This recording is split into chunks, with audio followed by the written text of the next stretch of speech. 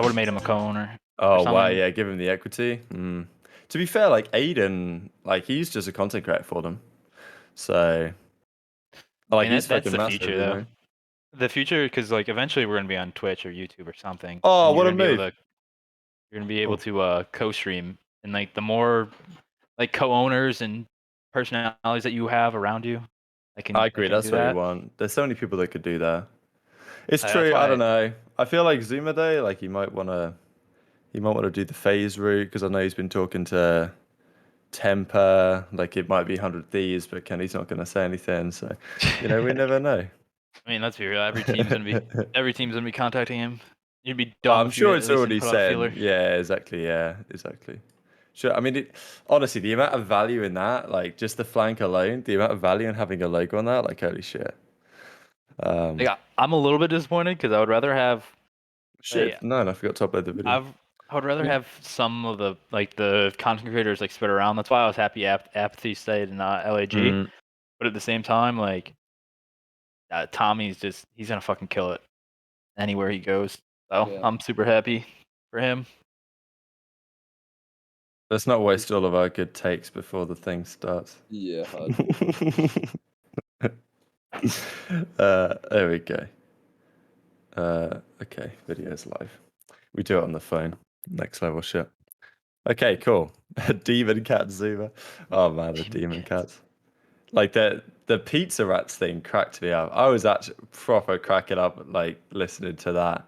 The New York was meant to be called the Pizza Rats, or at least it was like floated. Bro, as a discussion. I don't hate the demon cats. I think that's actually pretty cool. Demon cats could be fire, actually. No, I actually think it could be fire. Like it sounds fucking gimmicky when like you because you know as soon as they lose, as soon as they lose, it's like you're gonna get flamed. But if they actually did cool content, demon cats. I don't know if that works for best. I'm not gonna. I gotta say, wait, it's Kenny, probably not the best, but it just sounds like it's from. No, I haven't seen where it's from.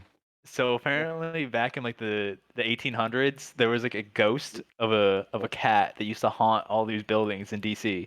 So they called it the demon cat. It would like fetch souls at night. There's some funny pictures of it on the Wikipedia. That sounds fucking savage. It sounds like the demon dogs and zombies. But like the cat, you know, like demon something, it could be kind of nice, but can you imagine cat is just weak, you know. If the orgs just like fetch me their souls before to the players before they fucking go into the match. I can see it, but like, I don't know, man. I think you gotta push the vote out of it. I mean, maybe that is what they're thinking, but. Omar, did you see this Drake thing? Omar? Yeah. Oh my. No, it's the exact angle. It's perfect. It's I didn't see that. That is funny. Yeah, that's actually. Where's that even from? That picture of me. I look mad focused. Yeah, you're good. You're good. Draz is in the chat. He's ready to pop up. I mean, look at this first time chat from viewer. This is mad. It's like Twitch upgrading their shit.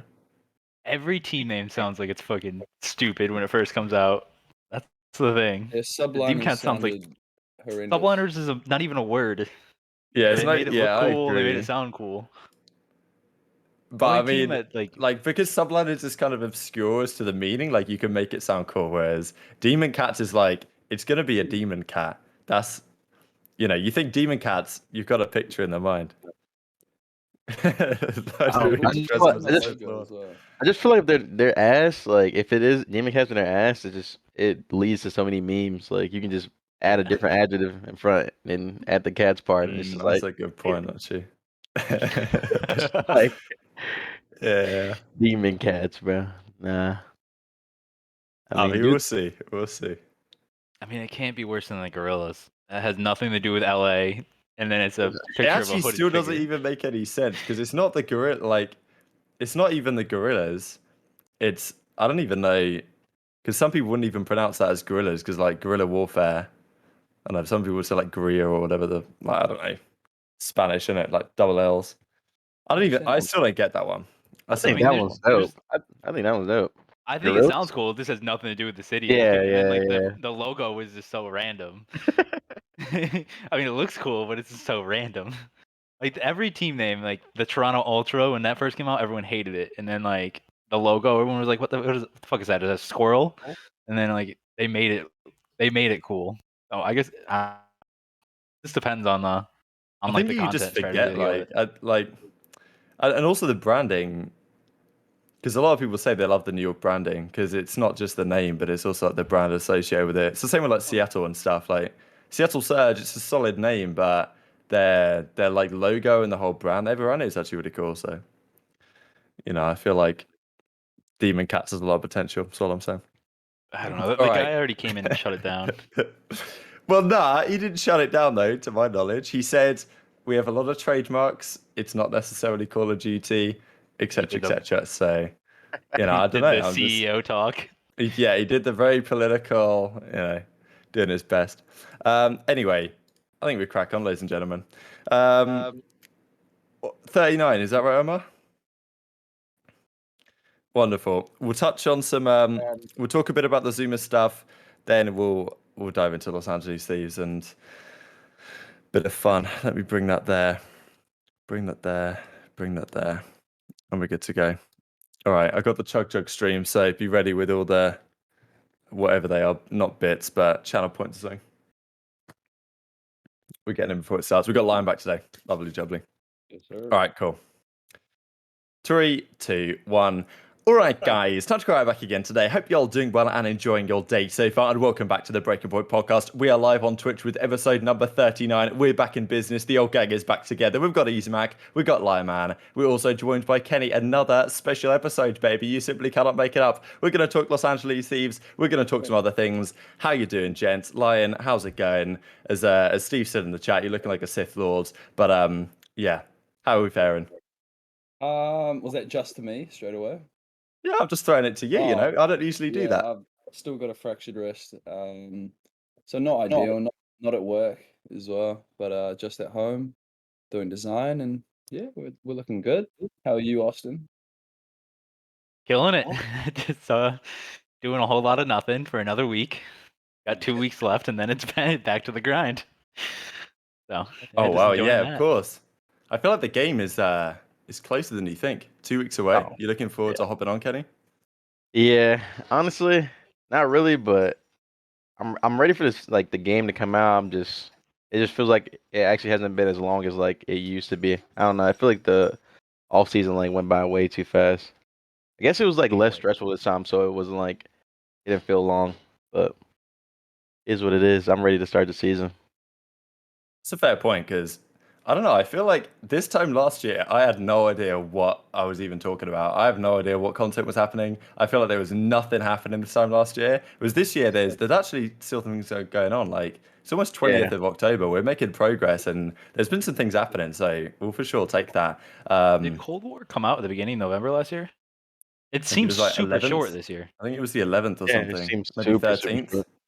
It was It like seems like Champs was it like was absolute literally a month chaos ago. that day because it was like because Pharaoh passed away on like the 11th or 12th or something, and then Hex announced the Optic Chicago thing like the next day, and then the game came out at the same time. It was those few days of madness. Jeez.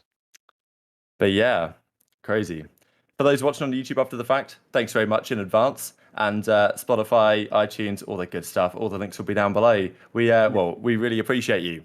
But those watching live, even better. Let's talk first of all, like we're doing a traditional episode, about something that actually happened in the last few hours, and that's ZooMaa and the whole New York subliners not there anymore type thing. There's been a lot of talk about this, or at least a lot of speculation as to what this might potentially look like, because ZooMaa, since absolutely blowing up on that side of things, there was big questions like, where's he going to go? Is he going to stay on New York? Is he going to get signed by one of these big organizations? There's a lot of thoughts on this, really, because from one angle, obviously he's left New York. We don't know where he's going to go. He's moved to LA recently. He's been talking a lot to Temper from FaZe. There was a clip I saw last night of him playing GTA, and he like colored his car red and black, and he was like, damn, these colors look really good. And he was kind of said it a few times. So people are like, okay, 100 Thieves, FaZe, what could that, you know how it goes. The detective work at the COD scene's out of control. The other angle though, Austin, is kind of like, look, a lot of us in the COD scene like to tell these smaller organizations or like orgs with less fans than the big guys, like, you know, make some content and make it work. And then when they actually do get good content creators, they just get poached by the bigger orgs. So, I mean, ZooMaa, even if he doesn't sign for an org, he'd be absolutely massive. But there is so much value, I think, in having that attached to the flank and just his stream in general that it makes perfect sense. But what are your thoughts on Austin? Oh, is Austin, is he choking? I think he's lagging. No, I'm here. I'm Oh, good. you're here. But yeah, I mean, I liked him on New York. He's obviously from the New York area, so like it made a lot of sense. But you know, he's like one of those guys where he's like so big that wherever he's gonna go, he's just gonna kill it. So you really can't hate his decision at all. As for where he goes, I mean, literally all 12 teams are gonna be trying to. I mean, I guess 11 now. All 11 teams are gonna be trying to at least talk to him and try to get him to come over to his corner. So, you know, obviously, like the front runners are probably like LA Thieves. I mean, and Laggy back again. It's good. I always thought it was me, but no. one. Jesus, man, I'm struggling. Sorry, But Austin. yeah, so You're gonna say envy or something, and then no, it you kind of guys cut off. take it away.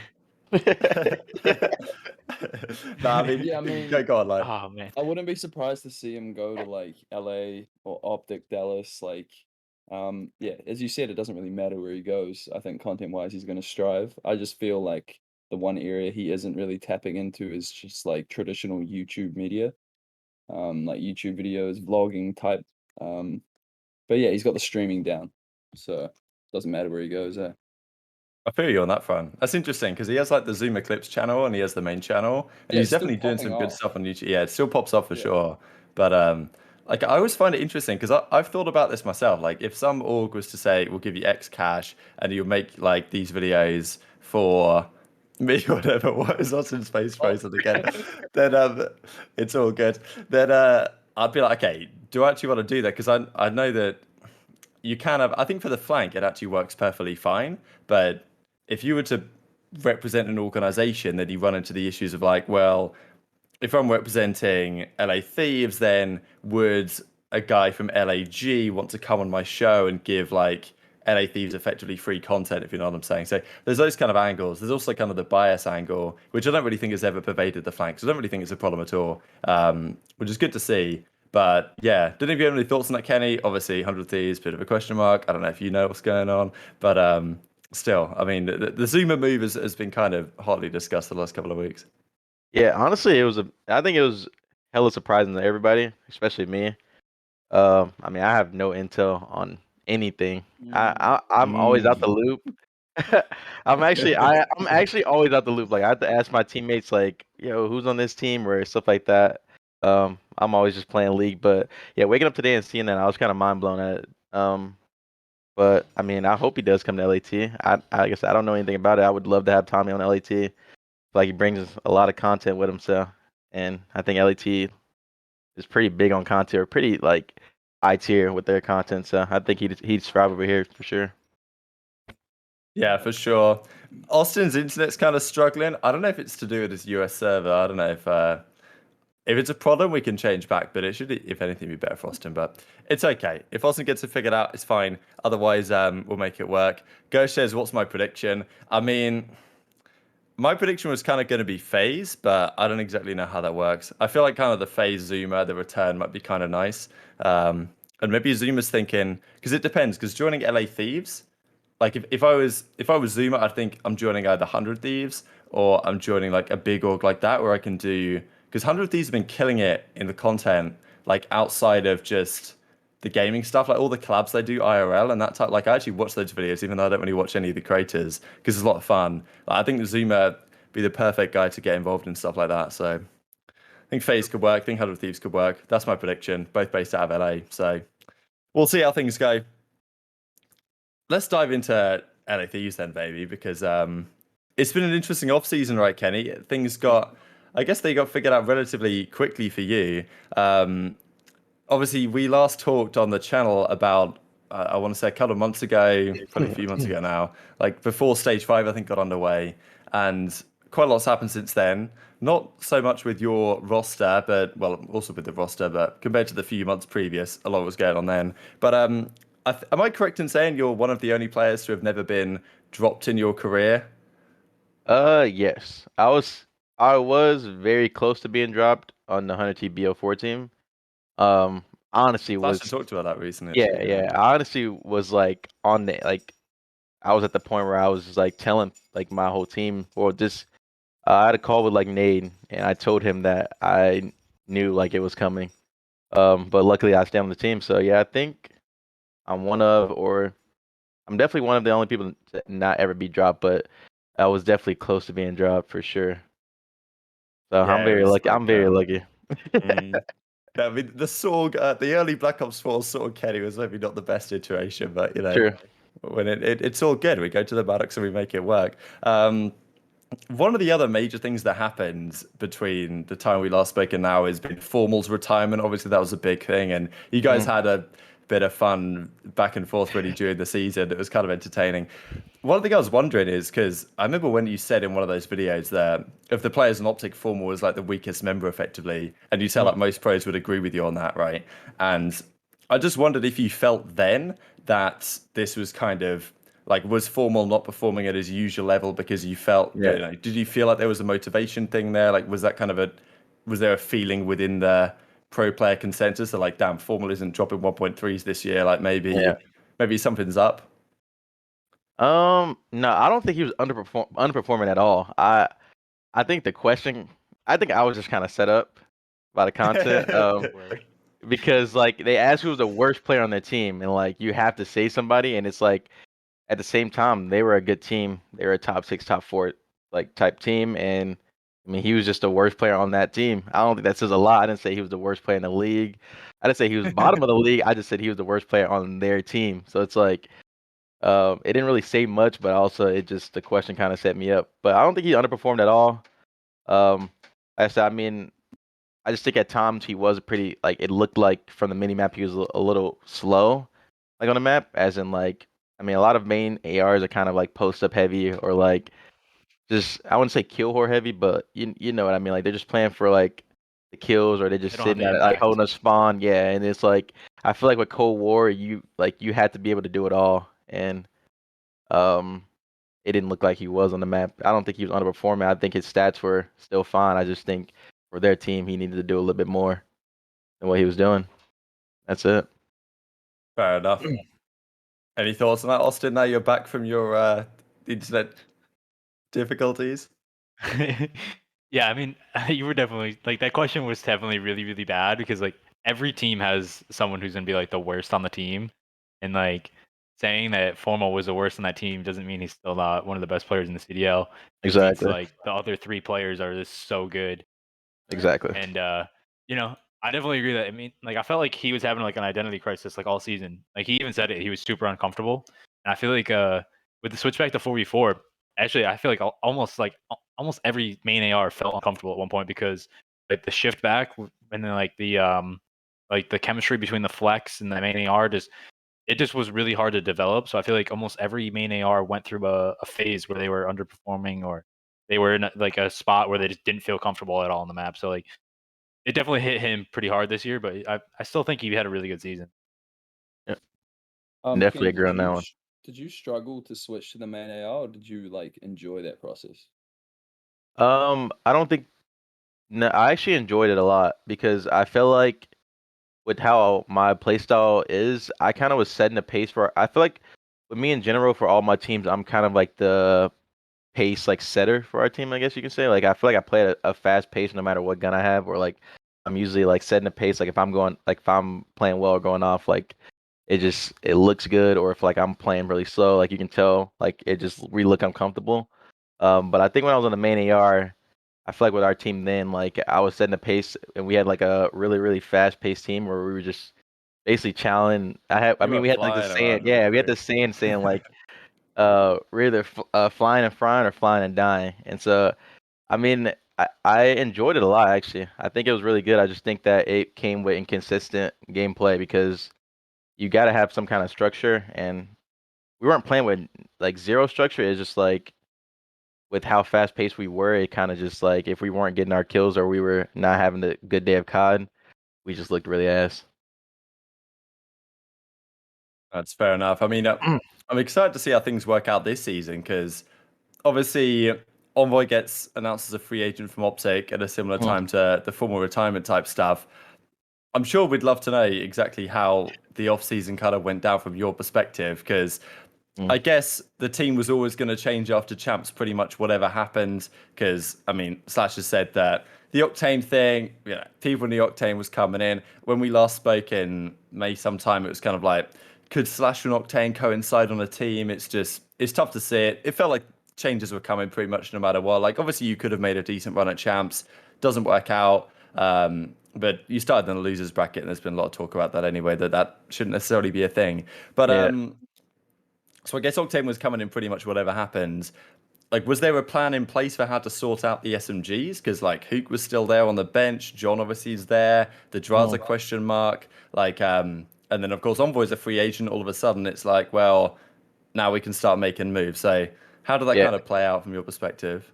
Well, Sam was joining the team like anyways. It wasn't 100% in place of Austin.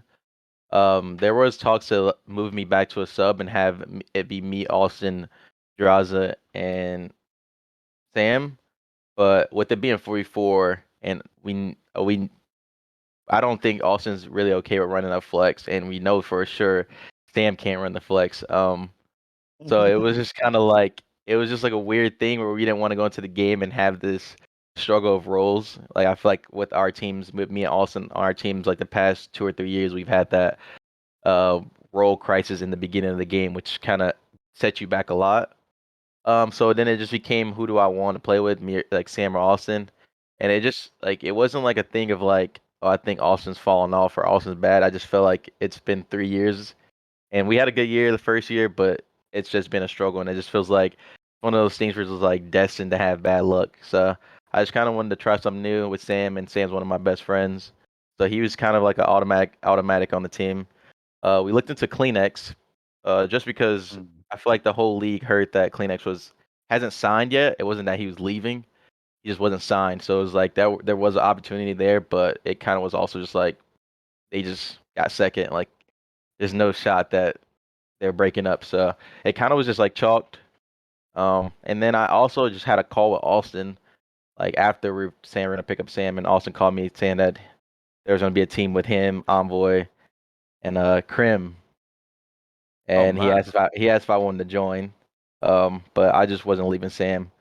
And then that was like right after Envoy tweeted free agent. So I DM'd Envoy, was like, "Yo, let's run it." And he was like, "Let's do it." And he was like, "What's the team?" And I was like, "Yo, it's me, you, Sam, and Draza." And he was down for it. And literally, it was done like that. We're also talking to Reese Vivid too, but at the same time, the team just decided that Envoy was the best fit for our team. So, like, what organization would that have been on, the Slasher Crim thing? Because I was trying to figure this out today, because Slasher said on the flank that, like, he was almost close to team with Crim this offseason. And I was like, what org would that even been on? It I would was have trying been to... LAG, I think, Oh, that would have been the or they would LAG. have just tried to come to LAT with me. I see. Yeah, that would have been interesting for sure. I mean, that's kind of crazy.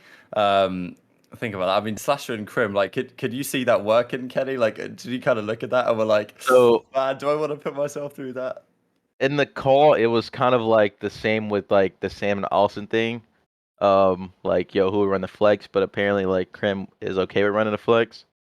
I just kind of like I said, I was just people call me a butt buddy or like a friendship league, but I was just kind of set on Sam. Like me and Sam have had really highs, like good highs, and like I feel like our friendship is just so well put, and like I feel like our ego we didn't argue a lot on our 100T team, me and Sam at least. So I feel like we get together really well, and like we let things slide or let things go, and don't let things get to a point where like things get chalked. So I think that's why like I was just like, yeah, I want to have Sam, want to have a good year of like less mental stress, more fun, but also a really good team that's talented. So I think Sam was like the top of my list for that category in particular. Any thoughts, Austin? Yeah, I mean, I thought the link up between you and Octane was pretty obvious. I was actually pretty shocked that Seattle didn't trade him to you guys last year because like in my head I'm like he's gonna leave, right? He's gonna leave. Your team's Right. pretty bad. Like why wouldn't you just like from like a sports background? I'm like why don't you just try to get something in return for him, right? And like, but no, they just let him walk for free. And then I was like, well, he's going 100T, 100%. But like I think the roster construction actually makes a lot of sense on paper because like Octane's more like that slower back AR and you're the fast paced one, so there's like no compensating there. Like you guys are gonna be fit pretty naturally, and Draza and Envoy are gonna be like more of those selfless SMGs that don't need to put up big slaying numbers. So that makes sense. Like they're gonna be more of like the taking routes, doing the objective and stuff. So it'll be Yeah. a really nice like system for you guys to thrive in as long as like everything like comes together, It's true. I feel like people say, well, people look at our team and just think like there's no leadership role. I don't know. I feel like the past year or two, I've taken more of a step forward into a leadership role. I feel like people don't see in our scrims or seeing like, I guess, like out of like what is posted on the LAT channel, people don't know that I have like a pretty big voice in like scrims or just in general in our team, in like in game, out of game. And I feel like, I mean, it's not like I say it's easy. It's definitely not a hard thing, and that's why we brought Austin back because I was actually struggling with it. But I feel like I said, having people on our team that are willing to listen, having this good friendship with Sam and Draza, and also bringing Envoy in, who's pretty, I feel like level-headed and also is really, really like methodical in game. I feel like with our team, it works really well, and I feel like it could get to a point where like everybody on our team's a leader, and it's just like evenly split between all four, where it's just like we all think the same, and I feel like that's what that's what like we're going into in this game, into this game with that mentality is that I don't think we want to have a solo leader that's just like making every call. I feel like it just should be a team thing. Yeah. Do you think there'll be any experimenting with different roles, like you on the SMG, Yeah, Draza on the AR? During I the think that's a thing. That's one of the things like making this team was our big thing. Is like I said, I feel like we're all pretty level headed, and like the flexibility. I mean, Sam main AR, but like the other three, like Envoy, we haven't seen Envoy with AR, but I feel like he's pretty flexible. But me and Draza both flexes. Depending on how the game rolls, I mean, it is a World War II type game, so you could see me on the sub again. I'm not against it. Um, but we're definitely gonna try both. We talked about it, and it's kind of a thing. We just whatever works for us, whatever is best for us, I guess you can say, is what we're gonna roll with. Especially after this past year. I mean, you ran three different roles. Draza ran Yeah, like 3 different roles, so you're definitely one of the most versatile teams in the league. Especially if it ends up being 3 SMGs on some of the hardpoint maps. I think you guys are in like the early position to succeed. But even if it's a 3 AR map, like a checkmate sometimes could be, like you yeah, obviously have you and Draza that can run the AR. So you guys are in a exactly. really good position. You got to build your teams like that. I think it makes an awful lot of sense. I'm wondering really about the Draza question because you've spoken really highly of him, and understandably so. Like I think, of course, we've been working on the power rankings, Austin, or not power rankings, but like the top 20 top 20. players, and that's coming relatively soon, at least, or at least that's starting to kick Friday. off. Yeah, Friday we're going to start the top 20 countdown, and I think like Draza wasn't necessarily getting underrated, but I think like people maybe putting him lower than he should have been in certain situations. Like I think he was such an impactful player, and he did it on so many different roles. It was actually insane. And he also seems like, from the content I've seen, like a really great teammate to have, like really vibey, right, and like willing to improve and stuff like that. Yeah. I wonder, like, was there because people were concerned. Well, I was kind of wondering for a time whether like he'd somehow be like on the bench again, because I know you were Mhm. thinking about Kleenex, and then there was a whole like, okay, Yeah. what if Envoys come in, then it could be Kleenex. Like, was there a world where Draza would have been on the bench again, or have Thieves kind of like, have you guys kind of moved past that phase of just like chucking Draza on the bench at the start of the year? I don't know. It was brought up that if we were in a spot where we can get Kleenex, would we pick Draza? I feel like it was kind of it was only talked to me because Sam wasn't really on the team yet. but they were equal in my mind, to be honest. I guess I speak highly of Drowser just because I know him pretty well. And for the past few years, he's very good at listening, very good at like fixing his problems. I feel like that's the issue with a lot of players is that you can tell them things, but they won't actually fix it in game. It just constantly keeps happening. And I feel like he's really good at fixing his problems. He's really flexible. He's hilarious. He's a very good teammate. I also think the guy's talented. He can carry at times. He can just be one of the best players in the game, maybe even the best player in the game at times. And I mean, I think I don't know. I think he was like a no-brainer for me, to be honest. Like he was always on the team, but like I said, Kleenex was an option. For actually just him and Kleenex, but then Envoy wasn't even like a talk at that point because he hadn't tweeted free agent yet. Man, pretty like crazy quickly to things change. Yeah. Yeah, I mean, you can't like. That's the thing with Kleenex, right? Is you don't necessarily know what he's going to be like as a teammate because Right. he's had his best success pretty much just this last year or two with European players with like Mikey B as coach, and since Insights joined, he's got even better in the way the SMG duo works. Like it seems, I think that generally going into a game that you don't really know how it's going to play, like it kind of makes sense to ensure that you're going to have good chemistry, right? Especially with a player that Right. you know can be really solid like Draza. True. I mean, that was like the turning. I mean, like the deciding point for me was that I know Zach well. I just don't want to have any issues with people like not listening or not fixing their problems, and just letting egos get to the point where it's hurting our team. So, I mean, I'm not saying that Kleenex is that way. It's just the fact that I know Zach's not that way for sure. Like that's what makes it easier to decide Zach in that situation. Yeah, that makes sense, 100%. Hope there's some good content that comes out from the team as well when the season starts. So that'll be entertaining TV content, that's for sure. Yeah. The other point on Envoy is because I think that most people are pretty sold. They're like Octane and Kenny on the ARs, or at least AR flex combo. That's going to be phenomenal. I don't think people Yeah. have any concerns there. But of course, the last couple of years, there's been quite a lot of teams that have been put together that on paper they have great AR duos, and then when the SMG duos aren't necessarily performing, then the team like is nowhere near its theoretical potential. We've seen that, for example, with Seattle this past year, like Octane and Gunless.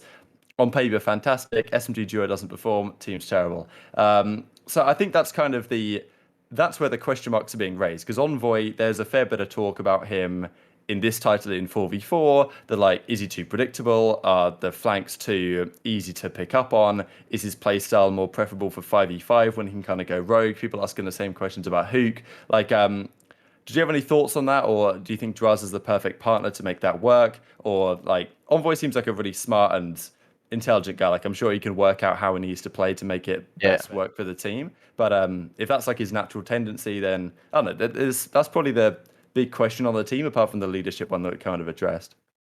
I've read about that. I mean, I don't know. I just feel like it just depends on how because I haven't teamed with him in a bit. I mean, we teamed AW. Back then he was a sponge. Like we kind of just all listed spacely and had him just tell us what to do. If it's the same way, I feel like it'll be easy as long as everybody's allowed to like speak their part and like also just listen. But I don't think he's that predictable. I think people would take the joke that we had in our little LAT voice comms too Oh, you know, serious. it was you. It was you. Yeah, it was was that kind of like video. It wasn't you. a It's in-game TJ, but ban. It yeah. was just kind of like a in-match banter thing that, like, I mean, he does have a tendency to be flanking, like the ZooMaa flank. But I think it works at times. I mean, and just having him do it at the right time is probably the biggest like thing we have to work on. It's just, I mean, I wouldn't say it worked on because we don't know yet, but I just think if he can do it at the right timings, I think it works. So if it's predictable or not, he's talented enough to win the gunfight. The misconception with like flanking is like just because it's readable doesn't mean it's bad play, because there's like so many different routes you can take, so many different timings, and like the fact that they have to consider you on the back line anyways is like a mini win anyways, because you can some rounds he can't even he's not even gonna flank, and you can just full hit from the front. And the thing about that too is that like in like high intense moments or like matches or like situations, people tend to give up the flank.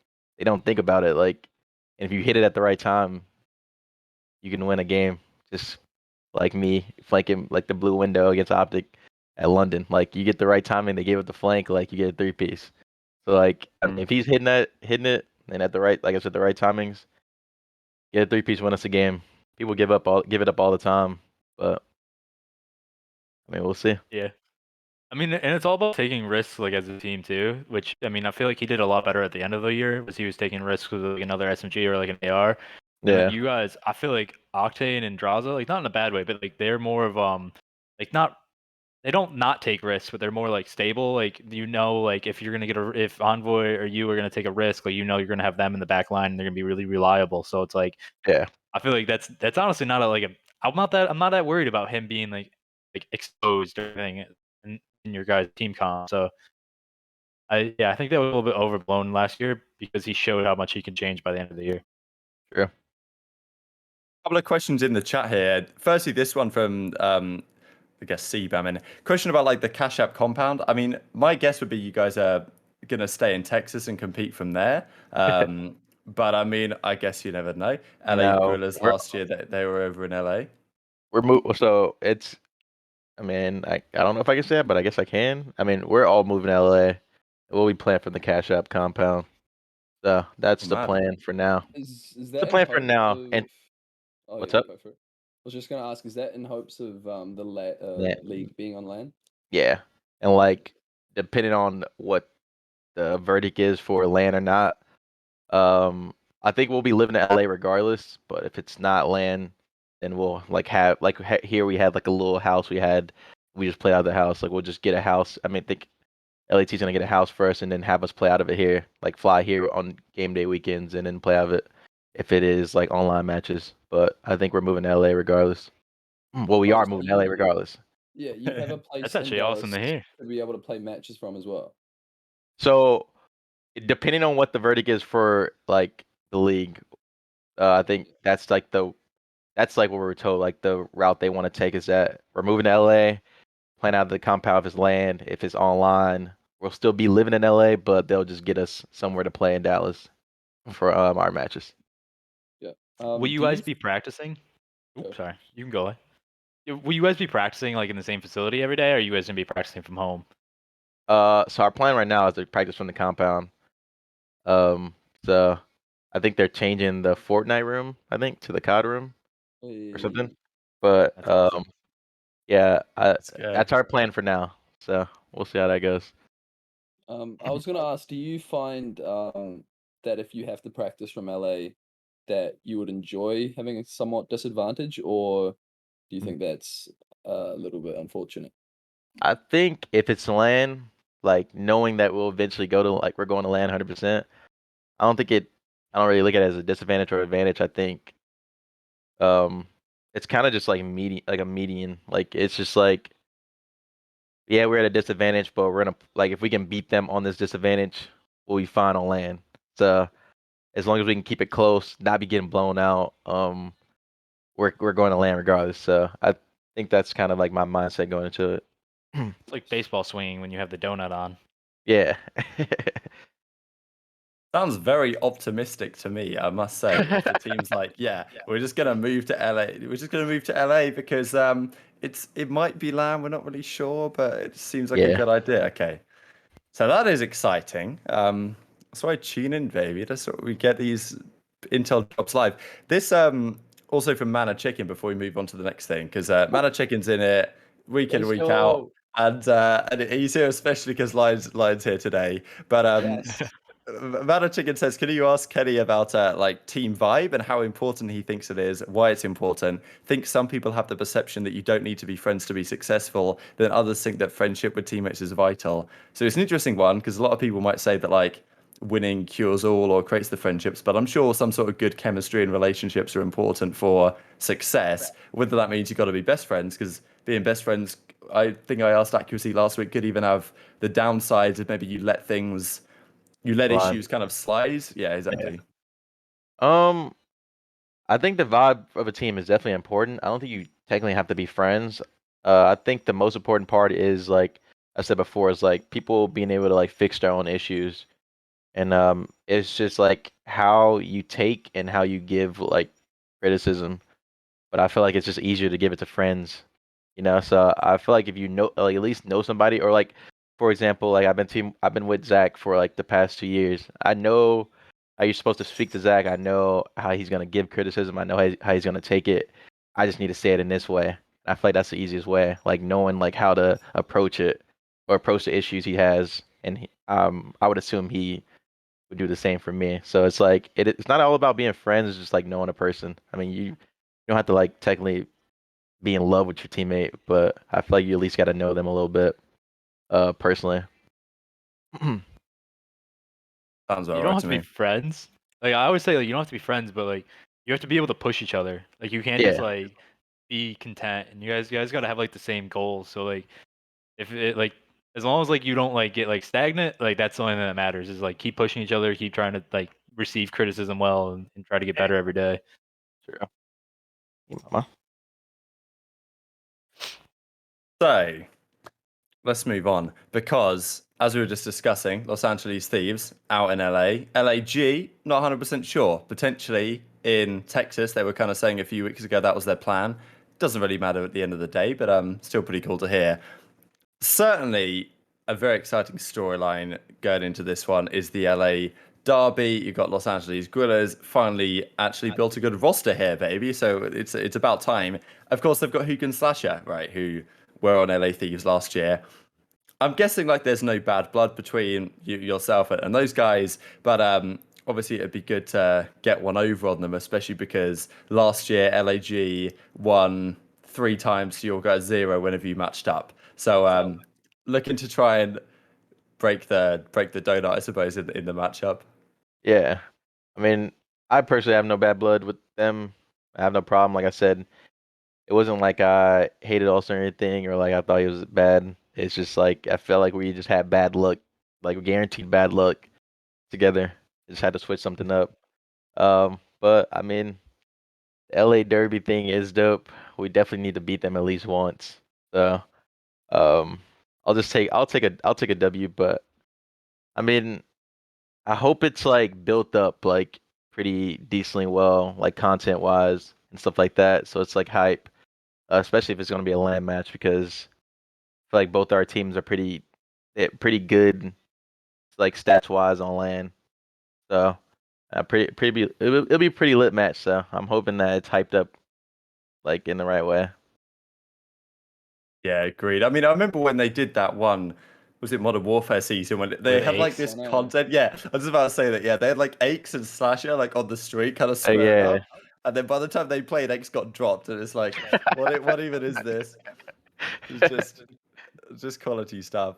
So the next point, I guess, on LAG is, I think one of the things that they have certainly been talking about, and understandably say, is one of the key traits they consider themselves to have is like they've got, yeah, they consider themselves to have the best work ethic in the league. Slasher and Co, they're going to be grinding day and night, putting in all the time that's required. That's one of the key things they've been talking about that thinks it's going to help them separate themselves from the competition, right? So of course, Envoy has been talking lately, and there has been some discussion about the situation on Optic last year and the practice, not necessarily a shambles, but like the situation that went down on the practice side. People necessarily turning up on time. When they stopped streaming, things got even worse. Just not the things you necessarily want to hear. Not necessarily right. Envoy's fault, but he said that like, it's everyone's responsibility to at least some degree. So I guess that's the question, right? Because as you said, the team is going to be good friends, good vibes, but how are you gonna, and the rest of the staff, I guess, going to ensure that the team is putting in the work that's required? Because it's very competitive up the top of the league right now. Yeah. Um, I think it's kind of a thing like of like when the game comes out. I feel like you like like you figure out the issue then. I feel like if you'll know if you need to play the game more or if you need to like do more VOD, like what's the issue, or like it's kind of a weird saying because I'm technically not I don't like playing 8s slash like 10s what we had before. Not just because I don't think it's like good for you or that it's bad for you. I just don't like playing 8s. I don't know. It's like a weird thing with me. I've never played 8s. I've won multiple times without playing 8s. Um, I just think it, like I said, it comes down to like if I'm like, for example, when I was running the SOG and I was so bad, I played a lot of eights then. I was grinding eights because I felt like I need to be better individually. I just feel like figuring out that issue, like, oh, yo, do you need to be better like individually? We need better as be better as a team. You need to watch more VODs. I feel like we'll figure that out as the game like starts and we start scrimming.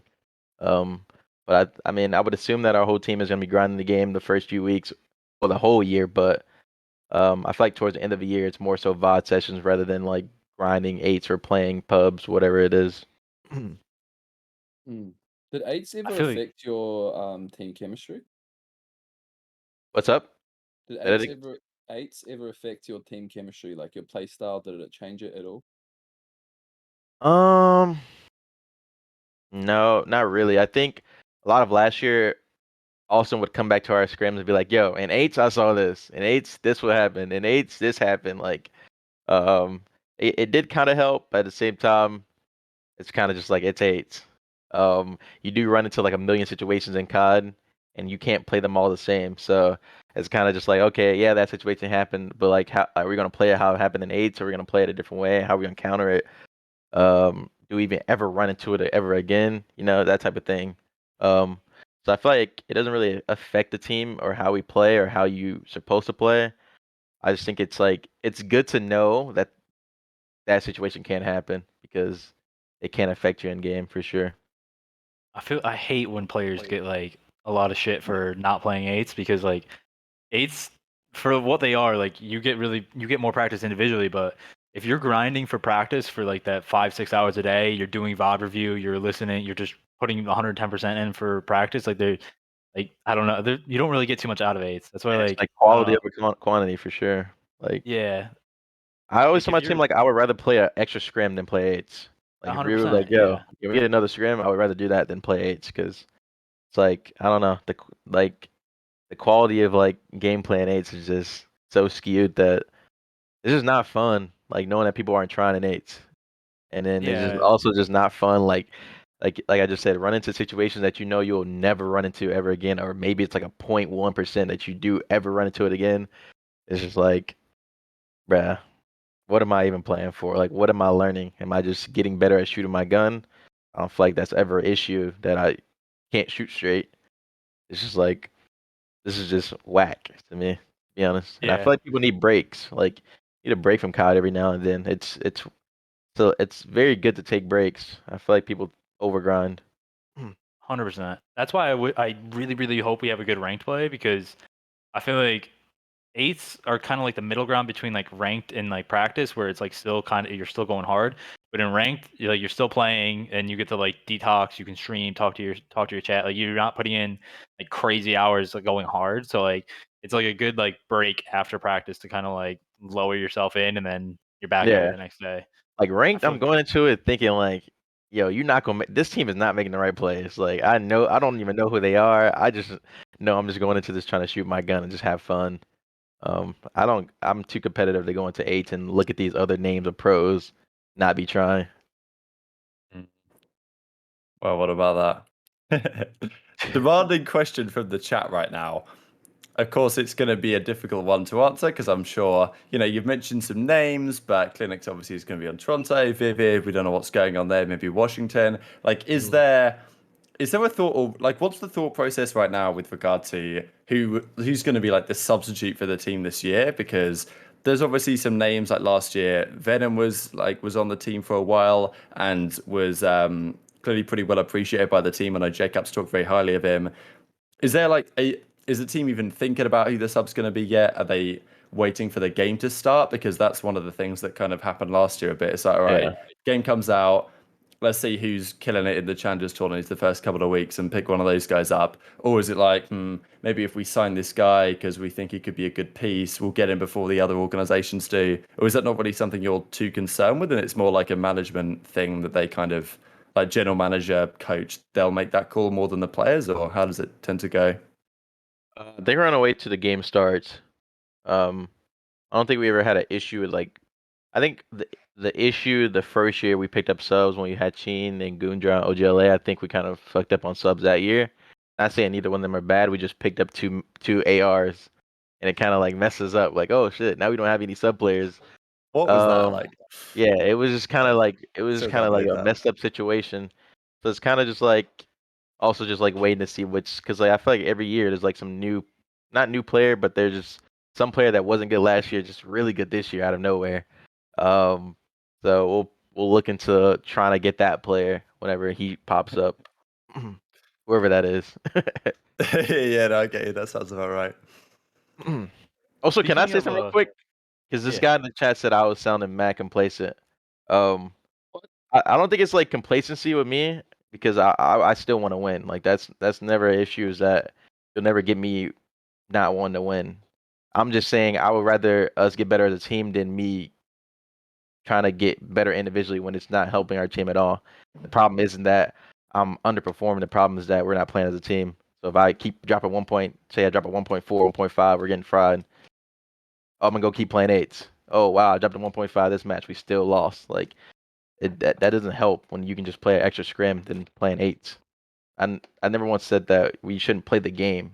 I do think people should play the game. I just don't think people should take this. Well, I don't think people should make 8s a necessity and you being good, like being good at the game or your team being good in the game. Reps as a unit overvalues reps by yourself in a chow heavy environment, right? So Mhm. I mean, for the team wise, that's way more important is getting reps as a unit, getting in scenarios that you're actually going to get into in a series, and Yeah. knowing how to react as a team. But True. I don't know why I've never thought of you as complacent, so I don't know where that came from. I But don't know. I just saw it and I had to say something about that one. yeah, no, yeah. It's second week in a row where the guest gets into some scrap with someone in the chat. We love to see it.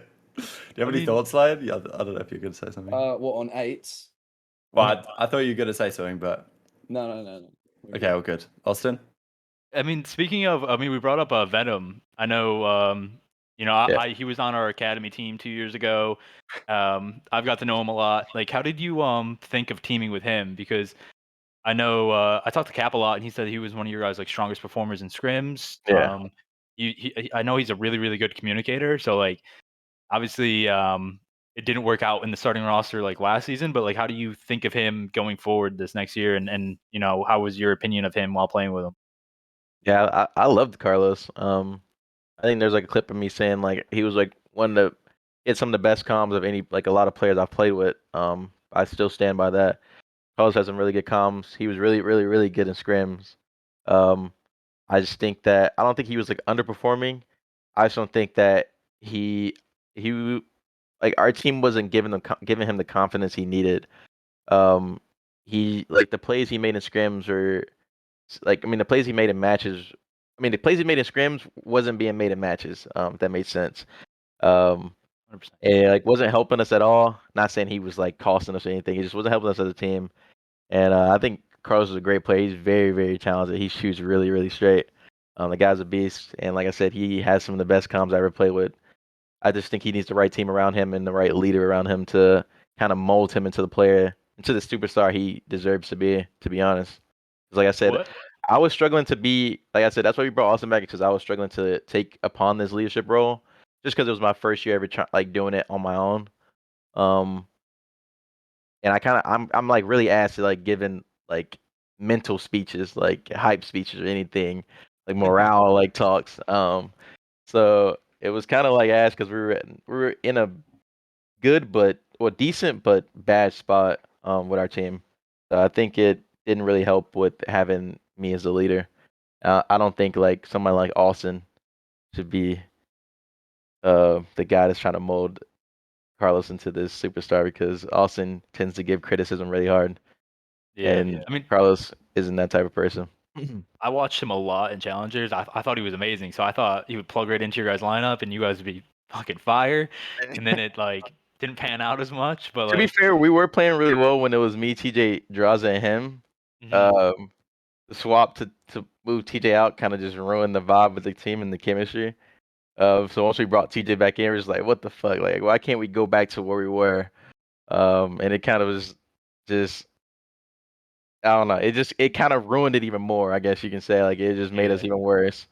I But guess like I said, it was never like Carlos's fault or anybody's fault. It's just like we grew a really good team before, and we made this swap for no reason, and it just kind of ruined the chemistry between the team.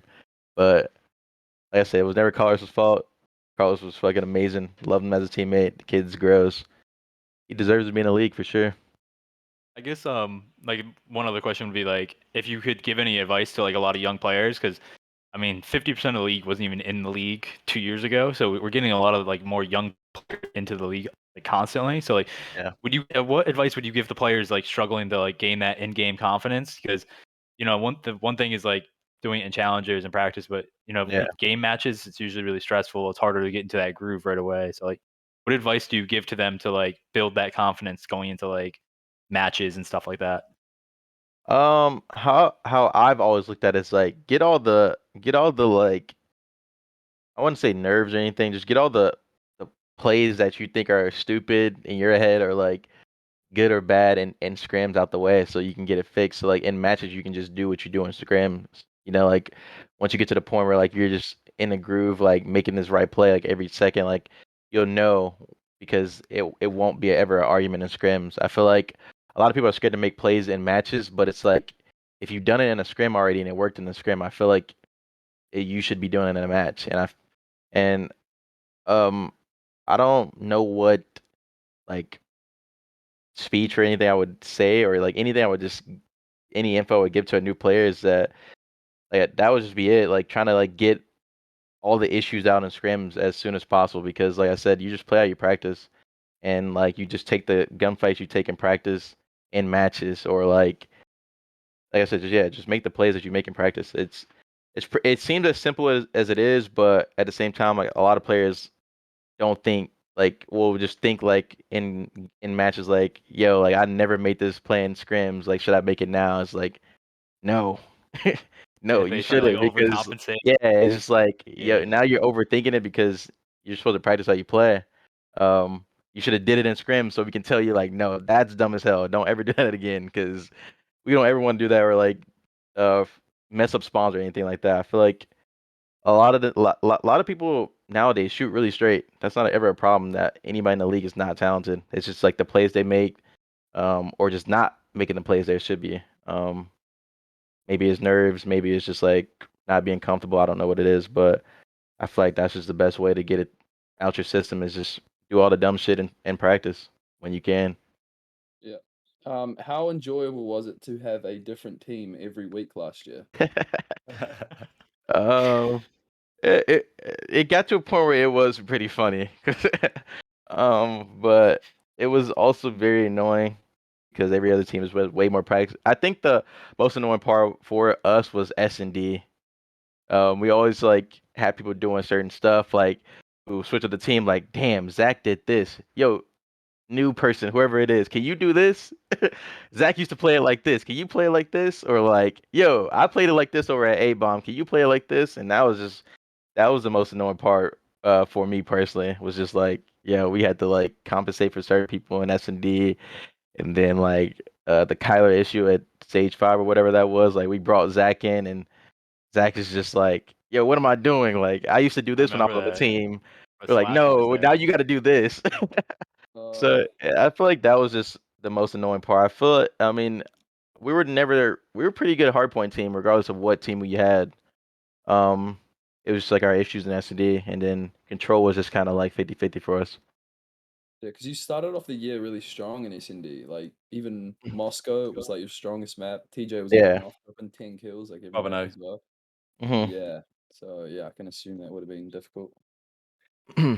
Like that's a good follow-on question, really, because I had it written down for a little bit later on, but about obviously you're hoping that the team doesn't have to make any changes and it's all fine. But do you think the organization and the management and the coaching structure has kind of like learned from the mistakes of last year in terms of not being so, you could argue, rash with the decision making? And the other one was like Brandon, right? Novus, your analyst, has of course left to go over and be a GM over at Seattle Surge. Yeah. What's the thought process there? Like, is Jacob and Mardog, are they thinking of getting another analyst in? Like, do you think that was valuable for the team? Like, does that help you make decisions in terms of, I guess, team changes, even though maybe still like they were a bit cutthroat last year, the issues that Yeah. caused? Well, to answer the first question, think I don't think what we did was like a mistake. I feel like a lot of teams should be doing that, especially like the bottom of the leaderboard teams. Like they should be switching players out and trying to find the best roster possible.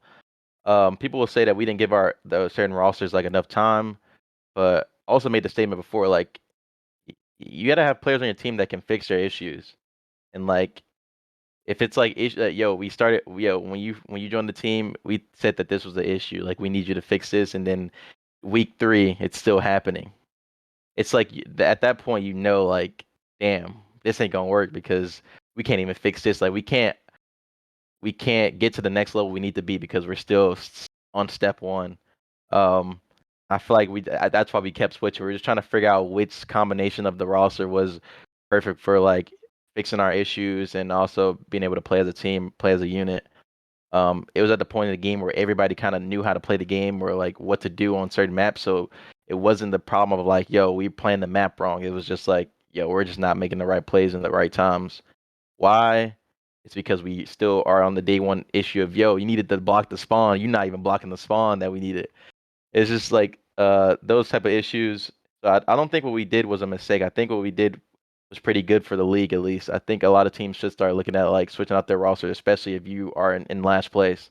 Like you're just sticking out this roster and they're just getting shit on. Like, baby, can you swap somebody else, make a new combination of a team? Because like I said, nowadays everybody shoots really straight. It's just like the combination, and it's always like there's always like a team that's like people will say is really bad, but is just really good versus this certain top team. It's just like the matchup type thing. And I feel like a lot of teams should just like find that combination of like players to put together. We didn't do it well enough. I actually think our champs team was our best version of our team. We were actually really, really, really, really good in scrims. Really, really good. You guys are good.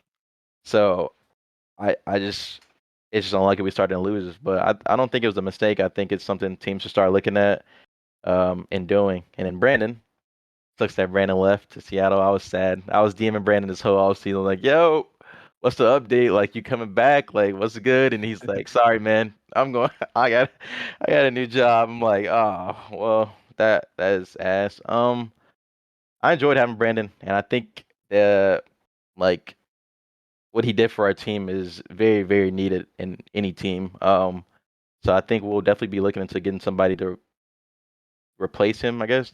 But we'll see if they can do it as good as Brandon did it. Austin, would you? Yeah, That's would good you gas right there. I think Brandon's like one of the smartest people I know. So Oh, true. I mean Yeah, that man does his job well. I yeah. was gonna touch on the changes. Yeah, I don't think it was like bad. I just think it was quite aggressive because Mhm. we've seen in like years gone by when teams make a change, it can Yeah, completely revolutionize the squad.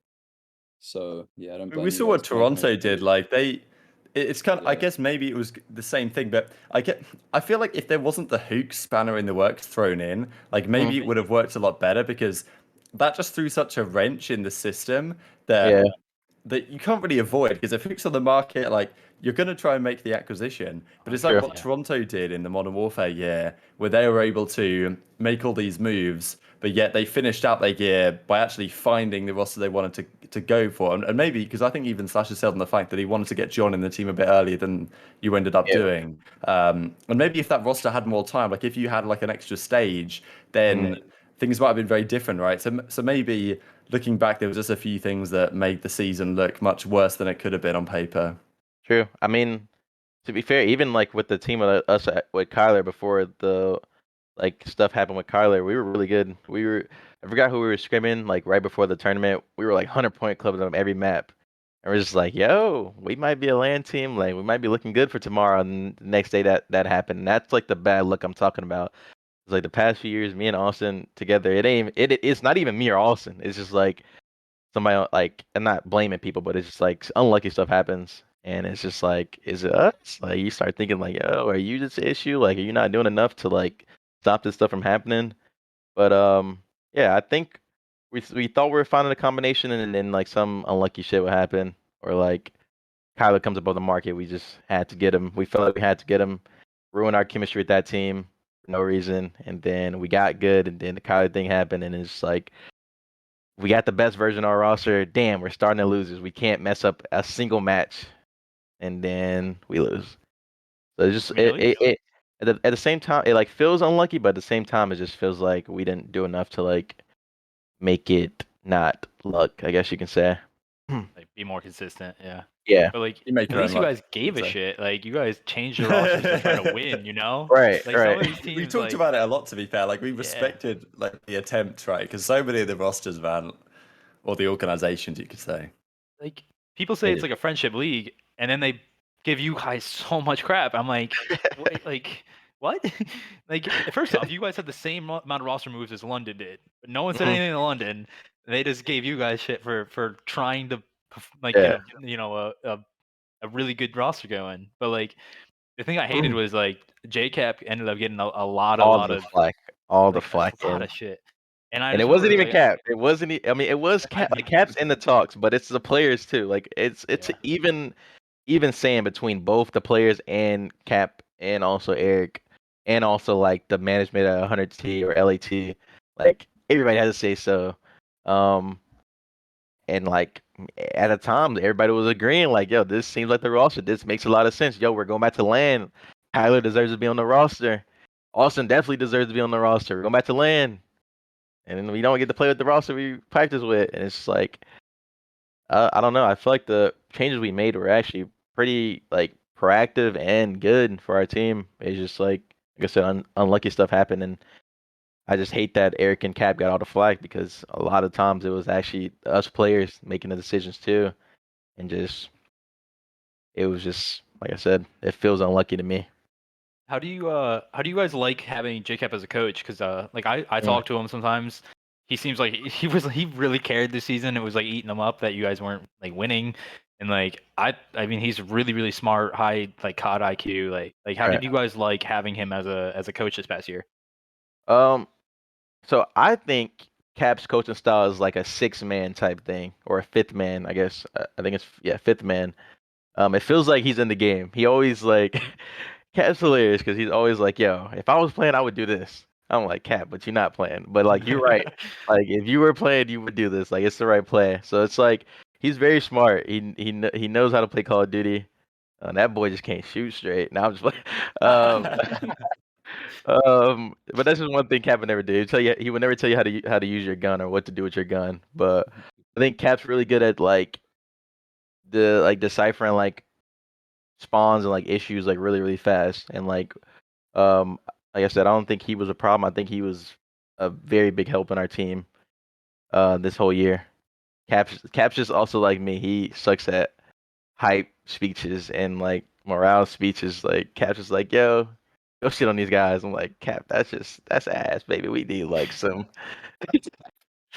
Eye of the Tiger like music playing in the background. Like we need something. Like Cap's just like, yo, good luck. Like we just got shit on. Good luck next map. I'm like, damn, Cap, for sure. But I love Cap as a coach. Like I said, I think he's like a 5th man for us. He helps us out a lot, and he keeps us level headed for sure. Don't lose. Yeah. Because That's of the real chat. interesting though, because there's some coaches that do that. Like, because like, what do people say about was it Vicento or like the United squad or whatever that he basically just hyped them up? Obviously, there's coaches that like are basically just hype men, right? Yeah. But that like there's value to that, right? So it's like I think I saw maybe Jacob tweet about that recently. He was Yeah, he kind of said like, he's yeah, not really good at it, but he's trying to get better at it. yeah, exactly. If you could get better at stuff like that, kind of there's so many great moments in COD. It's like when what was it? Was it Dallas versus Toronto Modern Warfare champs on that Piccadilly search when who gets that 3-piece and like Clay. Clay goes like big time players make big time plays in big time games or something, and I was like, wow, that was actually so hype. You could just feel the energy would just flow through the team after that, and like there's no way they're losing that map after Clay says that, right? True. So. And obviously, it's not something that always can happen. Like Cap keeps it too real too. He's like I said, we'll lose a map, and he's just like, y'all just got smoked. Like on next map though, they do this here. I'm like, damn, like you can't just skip over that. Like we did just get fried, but damn. It's lost 250 to 14. Like JK's just coming in. Comes up and lets you know again. Yeah. Like I think we reverse swept Optic and Cap's like, bro, that might have been the worst COD we ever played. And it was literally like 2 minutes after we He just did it in an won. interview too. Yeah, it was literally just after we won. He's like, that was from the worst COD we ever played. Like, that was just pitiful. I'm like, Cap, we just came back. Like, we just reverse swept. He's like, no, that was just fucking pitiful. I'm like, no, like, I'm going to do my interview. And like, I just hear it in the back of my head, like, Hype Cap's me up, just, Cap, like, yelling at man. the team. But it's just like, bro, hype us up first, at least. Like, Jesus, son. I was gonna say, imagine Clay as a coach after he retires. Man will be hype as anything. Holy shit. Imagine if they could stand behind the players again. Ooh, Hilton V2. Definitely Hilton type vibes, for sure. yeah. Oh, that'd be so funny. That was a good chat. The other question I had that I think was in the chat a while ago that we never quite got to was, what's the plan? Is there plans to like stream practice this year, or what's your thoughts on that? Because I don't know. Maybe it was one of your episodes that there was some talk about it, whether you were Yeah. thinking about it. Of It was course, you ours. talked about eights and like and scrims and stuff like this. Like at the start of the year, was it a thought? Because content's obviously great, and it would be a lot of fun to see what's going on in the Cash App compound, right? Kind of behind the scenes type stuff, even playing. But usually the streams go off at some point during the year. But when things are just kicking off, it's usually good for the scene of the fans in general. It's actually funny. It was like one of our first ever conversations as a team. I think we were recording the announcement video. Like, yo, we streaming scrims this year, and like that was like one of the first things said about our team. And we talked about it. I mean, it's something we're planning on doing. We want to do it at least. We think it's good for content because it's really hard to do YouTube and like focus on trying to win the whole year. But it's just easy, just like, yo, pull my stream from this scrim day and put it on YouTube. Like that's that's easier than like, yo, I gotta make up a YouTube video for today. Players want to do content during the year, but it's just hard to do it. And I feel like streaming scrims is the easy way to do it. Like I said, we plan on doing it. Things can change, but our team does want to do it at least. At least that's what we said the first time we talked about it. I don't know if like people have like changed their minds, but I definitely want to do it. I've always wanted to do it for sure. These streaming streams, like I'm so conflicted on because like It's like every a team that, yeah, like every it's like team a that's stream, every team that streams them, like shit, I'm their first subscriber. Like I'm in there, but like I mean, I guess like people say there's only so much you can take, but I mean, you can get some stuff. But like if you're streaming during like the beginning of the year, like before tournaments or like a couple weeks before tournaments, like Yeah. like data's only like if it's 2 weeks old, it's obsolete now. Like so as long as True. you're not streaming like right before a tournament, like I mean it's not that like bad, and it's really good for content and for building your brand and showing the fans your growth and everything. So there Sure. are the benefits to it. I mean, I don't know how our teams plan on doing it, but we might just like make it to where like, oh, we stream only two days out of the week or something like that. As I want to do it, I do think I don't know. I think it's my argument to that would be I think it's worth streaming more so towards the end of the game than it is the earlier part of the game because you learn something early in the game and like you don't want to teach somebody something like. But at the end of the game, like I said, most teams play the same. It's just who executes the best, who wins the right gunfights, everything. Like, oh yo, we know on this hill every team plays for this spawn. Like you have to. That's what you need to do to win this hill. It's like, okay, well we know they're already gonna do that. There's nothing we can really teach. So why don't we stream towards the end of the game? Beginning of the game, we're like, yo, we sit in this corner, we can block this spawn, like stuff like that. Learning stuff like that, I feel like can be like detrimental, but at the same time, win a gunfight. Don't lose. Yeah, just don't like lose. don't Dude. lose. Come Like on. hit the cap, don't lose. Like so, I mean, we'll see. Like I said, the plan is for us to stream, so I'm kind of happy for that. I've always found streaming scrims kind of like imagine if an NBA team just streamed their practices though. Yeah, but like, what do you So- learn from that? Like, I mean, you know what I'm saying? Like, I feel It's like just the communication, I think, is what you learn. okay, I can I'll give understand you that one part. example. I won't say who it was. Right. But I watched a lot. No, not a lot, but I watched, and like you could like tell like on which hills they preferred to hit different sides from, and like what like Yeah. the macro plan was. But Mhm. like you still got to go out there and like make plays and like actually perform. So And like, there's like plus and minuses to it. that's what I'm saying. Yeah, I agree. Like, you can't fully like counter a team and respawn, but like we do, like we like for example, Brandon will join a call like, yo, on this hill, this team loves to hit this like spot right here. It's like you can play for it, but then if you try to counter it too hard and you do it in the match and you play for it, they don't hit that shit. And then you Oh, fuck up. yo, And they then in the back. Like then this is like, oh, we tried to counter too hard. So I mean, it does have its pluses, like its cons and pros, but I mean, we'll deal with that when it happens. Like, yo, teams are countering the hell out of us. Like, wow, we're streaming Scrims, baby. We'll just stop for a bit, or like we'll just stream like 2 Scrims a week or something like that. And like focus on like not trying to like spill too many beans throughout our streams. I don't know. Maybe we stream like our second Scrim of every day, something. I don't know. Like I said, I want to try to like that heater implement it there, into the yeah. season for sure. I just also want to win. So it's like if it's like detrimental to us winning, then it probably won't happen. Sledgehammer's usually not a company that uses theater in the game. Mhm. Do you think that that makes a big difference for watching VOD or breaking down different teams?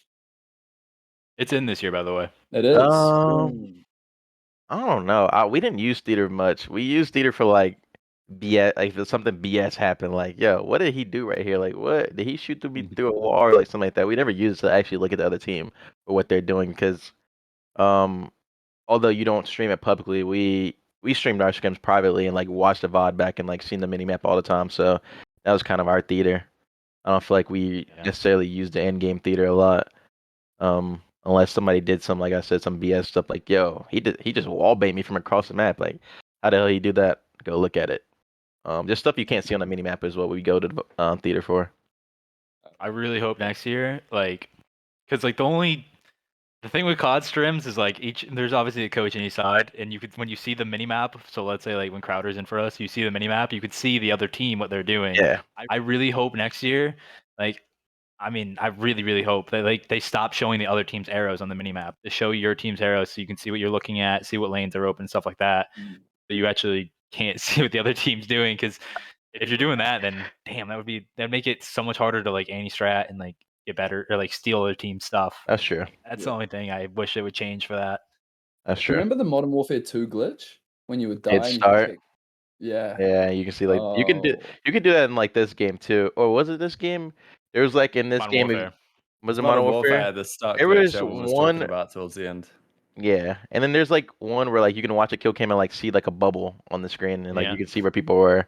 That was this year for S&D. That was this year, right? Oh Okay, yeah, my- you can see like a little bubble and like see where people The were. bubble. Explain Yeah. this. I don't know if. So like in It was a glitch at the S&D, beginning. yeah, S&D like if you just like look at your kill cam, you can like see a little circle on the map and like it'll basically like tell you like, oh, that's where his teammate is. You can't really see it on the map, but like it's like it's just like if he was like looking towards his way. It's always kind of been like that, yeah. Yeah, exactly. But I kind of agree on the minimap thing for sure. We definitely stole a lot of strats from certain people. We had a strat on some map. Raid control. I think it was an ultra break off. I forgot what they did. I think it was like 2 mid, 2 ring or something like that. But they did it to us in like a scrim and like completely like smoked us, wiped us off the break. And we're like, bro, we're still in that like instantly. It was like no hezzy. Like this round's chalk. We lost this round. We just went 4 dead out the break. What the hell did they just do, Cap? Because we're still in that. So I mean, it could be a thing, but like at the same time, like we kind of noticed that without like the arrows, but it definitely could limit to what you could actually do or steal from teams. We stole a bunch from Florida. We call it the demon trap. When they had us Gary on P5. They would put us in the demon hold, and we would be stuck in the back, and it would be like perfect for P1. And then for Gary control, they had a really nice one too. So they were gross at Gary control for sure. I hated playing them in Scrim and Gary control. Florida was just Wake so nasty in scrims, and I don't know what went wrong for them. Listen, Wake and Caesar were 8K per. You can ask Donnie Temp for sure. He'll tell you because that was the only thing he would bitch about anytime we played them. Like, bro, these guys are 8K per on us. Like, somebody kill these fools. I'm just like, bro, I can't. Like, I don't know what they're doing on this map, but they are just unkillable. That man Wake shoots straight sometimes. Yeah, he's gross. When he started feeling like Garrison, I don't know what it was. He was so good at the start of the game on that map. He's a beast. Speaking of that, while it's in my mind, there's another topic I want to dive into in just a couple of seconds. But Slasher on the flank the other day, there was an interesting question. It was like, of all the players that you've not teamed with in your career, which two would you most have liked to, right? And he was kind of like, okay, the obvious answer is simple to easy. Yeah. But like, what are the two that come to mind for you? You can go for the easy answers, I guess. But So went I to won the Crim and team with Scum, which I thought Damon. was interesting. Damon was a big one for me before he retired. Karma. I really wanted the team of Karma, yeah. Unlucky that he did retire, but he was definitely one of the people for sure. Him, and then I won't go for the easy answers. I'll go for some harder. Let me think. Probably Seth. Probably just them, those two, or Clay. I won the team of Clay for a bit, but it never really worked out for us either. Donnie was up on that list for a long time before Cold War. That didn't work out, but I think for sure right now it's probably be Karma and Scump. Nice. It's a Were you pretty an Optic solid duo fan right there. before you joined the Nah, EasyMac? I actually wasn't. I was more so of an Envy fan. I was like a Ooh. big fan of like Stainville back in the day. Proofy was like my favorite. Oh, But nah, never actually an Optic fan. I prove he's doing good, man. I mean, Stable as well, of course, but man, Preview, what a talent. Oh no, I got a good one after this year. I would say after this year, Cammy could be top 3 for sure. Ooh. I like watching Cammy play. I feel like me and him play like similar play. Like we have a very similar play style. And it looks like he thinks about the game the same way I think about it. So I'm definitely want a team of Cammy. So many highlights from Cavi this year, man. It's just especially towards the end, that's for sure. Yeah, that guy's gross. Yeah. The question that I wanted to ask as we kind of wrap this up, obviously the team is really nasty on paper. There's a lot of other teams that are forming really stacked teams. What does success look like for your team this year? Because of course, like the goal is to win, especially like for nature on the organization after a difficult year last year. Like there are also other objectives to consider. So Yeah. like Accuracy was saying, consistently making Championship Sunday, putting yourself in with a chance to win on any given Sunday. Like that's a goal that they have. Could it be like ensuring that every single practice session is a positive one and you come out with it better than you were going in? Or even like, creating good habits and rituals within the team that are going to create success over time. Yeah. Like there's different goals you can set that aren't necessarily just winning. It's things that it's like process goals that help you get to the actual end goal. I don't know if you have any thoughts on like what the expectations and goals are. Man, like you said, obviously winning is number one. I would say just like maybe just going into every tournament as like a favorite or at least one of the 2 favorites. For us would be ideal. But yeah, making a Sunday. I don't think I made a one Sunday last year, so that was That's tough. not fun at all. Playing on Sunday is probably the best feeling as a COD pro, because like the matches, like the intensity in the matches just feel different on that day. But I would say those probably my top 3 is winning, going into tournaments as a favorite or one of the favorites, and then just making a Sunday. Small goals. Small goals. No, I like it. It's all team goals. It's nothing individual. I like that. I gotta think about it. Like to follow on from that, like power rankings are pretty hard right now. There's phase, okay. You get that, Austin. That's a tick. You get number 1. Don't worry. And then it goes down from there, because I think a lot of people would say, okay, Ultra number 2, no brainer, which I think I would certainly lean in that direction. But it is tough to say because there's a lot of good teams here. I was just thinking through, like we've got LAG, right? Hook, Asim, Gunners, Slasher. That's nasty on paper. Your team obviously is disgusting on paper. You got the Optic team that hasn't yet been announced. You got the New York squad, which also has huge potential in Crim, Clay, Hydra, and Neptune. And then like those are 6 teams already, and I haven't even touched on Rocker, who won stage 5. So it's like, what's your thought process on like if you had to do power rankings, Kenny, and put your team somewhere? Because I guess like top 3 would be with a team that's unproven. Yeah, even being top 3 is pretty generous here. Like it's really tough. I mean, our team like just any version of our team is top 6. I think top 6 is probably 6 right now. Until we can prove otherwise, but I think we're guaranteed top 6 for sure on paper. I think, like I said, our work ethic, you can't really question that one. Like I said, level-headedness and this like overall like good vibes is a big thing for our team, and I think we all bring it. And then like chemistry, I don't think that'll be an issue just because I have teamed with Sam before, won with him. I've been teamed with Zach for a bit. It'll just be fitting Dylan or Envoy into our our system. But I think that'll be easy just because we have Cap, who's pretty good friends with Sam, team with Sam. Just like we have all these mixture of like team with, been with, played with, friend with, you know. And I think it'll help our team out a lot. It's just like us executing, and I don't think we'll have a problem with that. We won't have a problem with that either because I feel like all four of us have showed up when we needed to. Yeah, I think you guys should definitely be. I think I have you guys in like the top 5.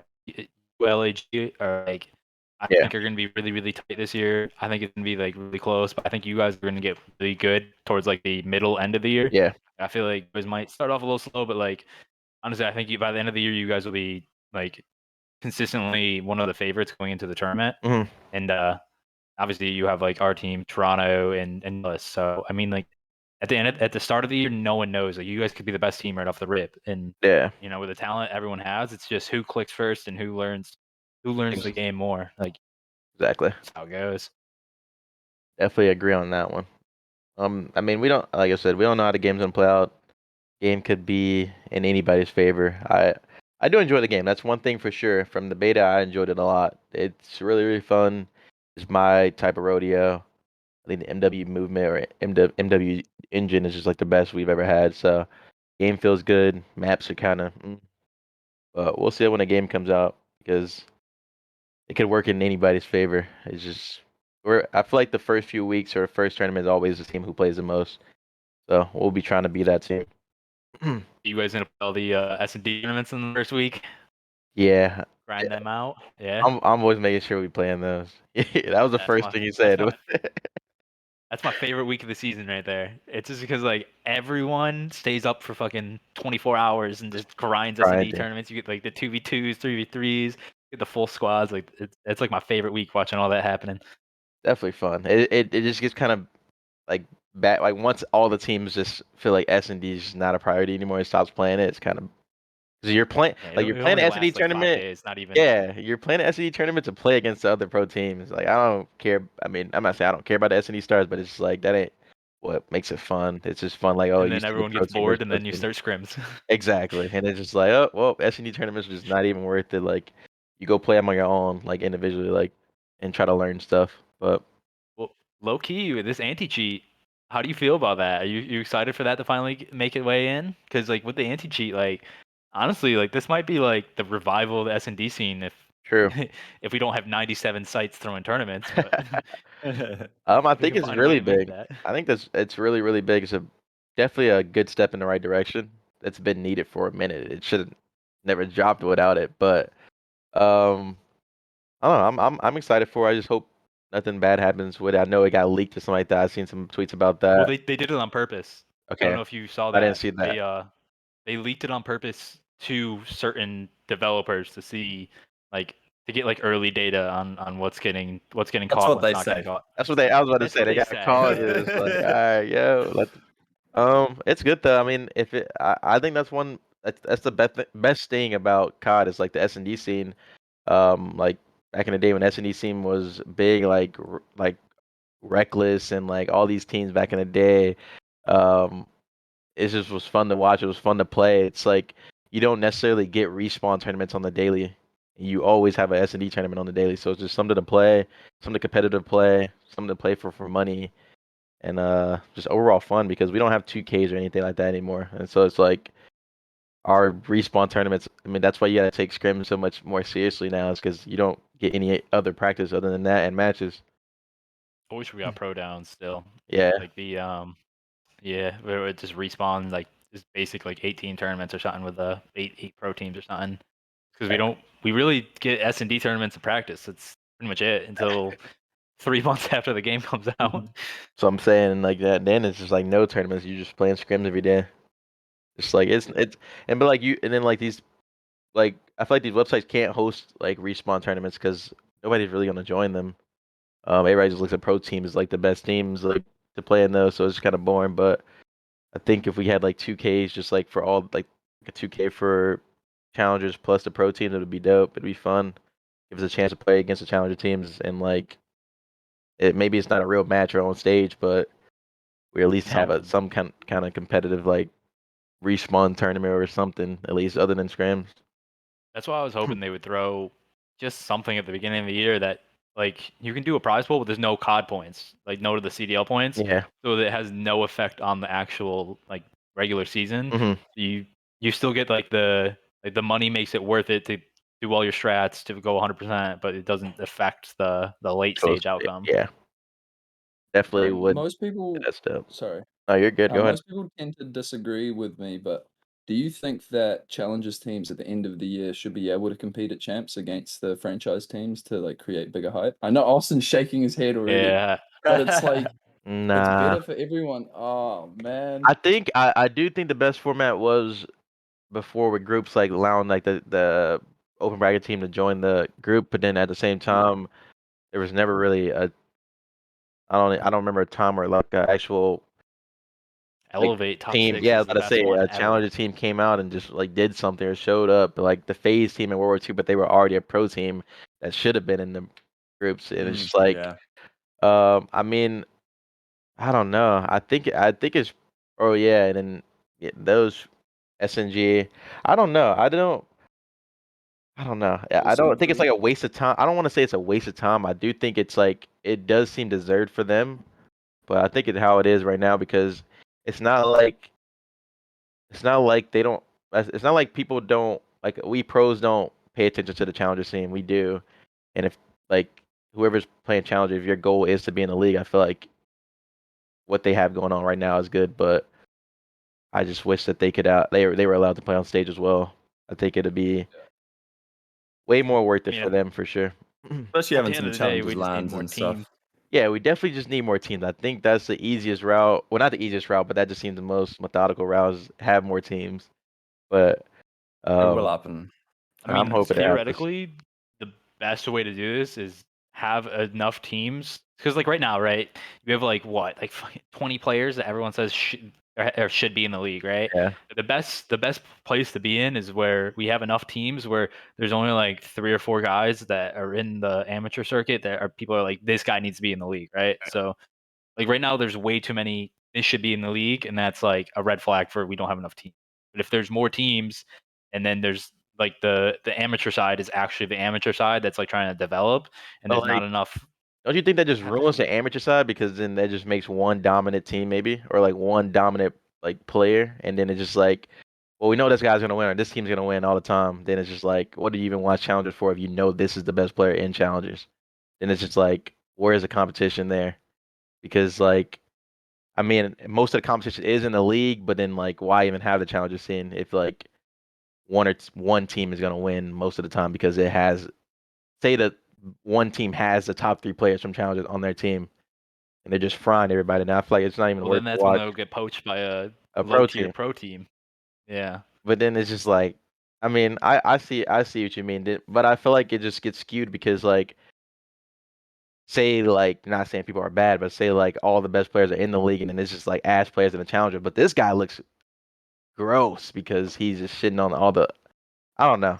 I feel like it has its pros and cons to it. I do agree that the league does need more teams for sure. I do think there's a lot of players in challenges that deserve to be in the league, but I don't know. What do you Some think is the sweet players, spot for the number of teams? I don't. How many do you have now? We have 12 right now. Mhm. I think 16. I think 16 is like perfect. Gotta be BO4 16, format. Yeah, man. like the BO4. I Yeah, don't think you can safely go above 16 yeah. I yet. think 16, like over 16 8 is more, too like OP. If you go past it would be 16, you got tough. to go to 24. You And we're definitely not got to ready for skip 24. like way, 24, yeah. man. And We you can't do 20 because the bracket, like, it's so I see messy. what It's you're the same thing saying. with 12. So if you do 16, I would rather have 16 for like 2-3 years, and then if there needs to be expansion again, then 24. Then you And just for split people the saying, league though. Then you can't have yeah, 24 per region. You've got to do like 12 in Europe, 12 in North America or something. Or yeah. 12 I in the mean, rest of the I world, wish 12 in North like America. I don't know. I love the league. I mean, I'm biased towards the league, but I love the league format. How there's like different regions of like pro leagues, and then they just all meet at meet at champs or meet at worlds. And we obviously can't do that right now, but I think that's like the Maybe one day. best way to do it. Did I you mean, watch the there are ways to 2016 do it, yeah. CWL? what's up? Did you watch the 16. 2016 CWL? Black Ops 3. No, I was actually playing Halo. Then I didn't even watch it. I haven't watched. I Yeah. didn't watch a single match in BO3 or IW. Oh wow. Yeah. Yeah, because that year they were separated in regions. Like it was Regions? 8 ANZ, 10 EU, and 12 NA. Yeah, I think Was it? that's like I think so, that's yeah. dope. I mean, Yeah, there's and then they ways to came do together it at champs. because like in League of Legends right now, there's only 3 regions that are franchised now. There's only NA, EU, and isn't like Korea technically franchised? And then Is all the it? other ones are open. I think LPL is too. No, so maybe 4. I think it's 4. I could be wrong. So it could be Maybe, China. but, It could be China, Korea, Europe, and then NA. I think. I could be yeah, I wrong on think that so one. I could actually. be wrong on that one. But yeah, I mean, they could definitely do it. I just don't know if there's like a. I don't know. I mean, Like, what I really, really want them to do is like franchise like an NA and an EU portion, and then have like open regions, Yeah. and then for the champs to be 16 teams, where like NA gets the majority of the slots Mhm. because it's franchised, and then whatever is franchised gets the majority of the slots, and then the open slot gets like 1 slot or like 2 slots. You know? Yeah. Okay. Yeah. I think that's dope. I don't feel like there's enough regions that's why I feel like I feel like It's so it'll hard. only be NA in like Europe for like COD because I don't really know much about like any China or I know about the one Well, like there's a what's the Japanese one pro Japanese league. team You do Japan, you could do what's the Brazil, you could do South Africa. I can't think you of their could do name but I know there's a Japanese Australia. team that like came to an Rush. event I got to you, man. Rush yeah they came to a It's land okay. no you're good but they came to a land but like I don't know I think that's the best way I think that's the best way to do it to go about it and like that would definitely add to the hype of like champs because it's like you're anticipating like this team from this region to play this team. That's why it's so lit for leagues. Like That's why I like Valorant too. I love it when yeah, the different regions play each play other. each other. Yeah, because it's like it's more hyped up now. It's just like yo, it's EU team's always been playing NA team the whole year. Or like I mean, you can't even call them EU team, but it ain't really as hype as it should be because like you play them the whole year, and then champs is just like champs is like yo, did you just repeating the tournaments from the whole year? It's just kind of like who shows up at that champs. I mean, who shows up at that tournament? I mean, theoretically, I mean, the goal of the league is to be at like, 24, 30 teams down in like 10 years, right? Like they want to get there. And if you do that, then maybe you could split it into divisions that way where you have Yeah, like 10, 10, 10.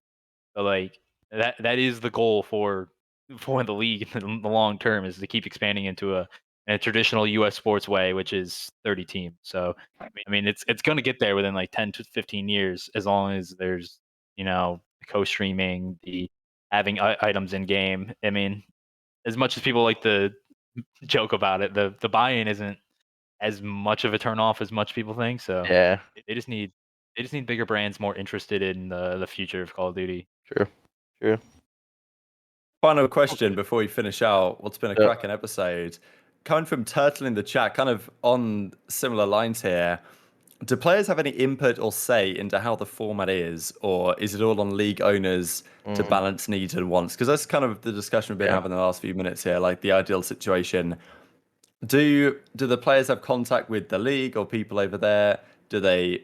I guess it remains to be seen whether they listen. But is that a thought process? Like, is the league actively listening to what the players themselves are thinking? I imagine they're listening to what the teams are thinking.